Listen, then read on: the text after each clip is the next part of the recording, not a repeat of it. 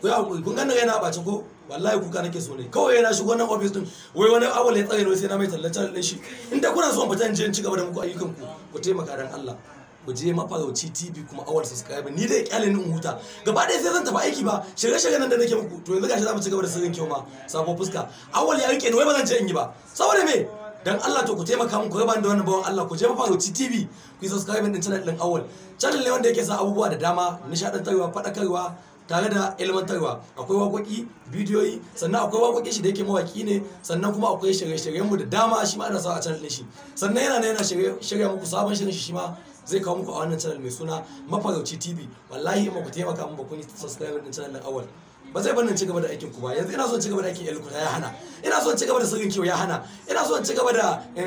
kanna amarya ya hana wai dole shi sai an mai subscribe din channel din shi to dan Allah a taimaka kamar yadda kuka saba kun san mu da ku akwai alaka mai girma akwai amana akwai mutunci shi ma awal namu ne naku ne a je channel din Mafarauci TV a subscribe din channel din awal sannan ku ci gaba da bibiyan channel din shi za ku ga abubuwan al'ajabi daban-daban ina godiya jama'ar mu naku Usman Afala sai hakuri da harcin ku kuma ɗaya daga cikin jaruman sarki wanda ya fito a matsayin mu sarkin gaddama. Assalamu alaikum jama'a. Mafarauci TV ya kunshi abubuwa da yawa, tausayi, abin al'ajabi, fina-finai masu kyau har da abubuwan ban dariya.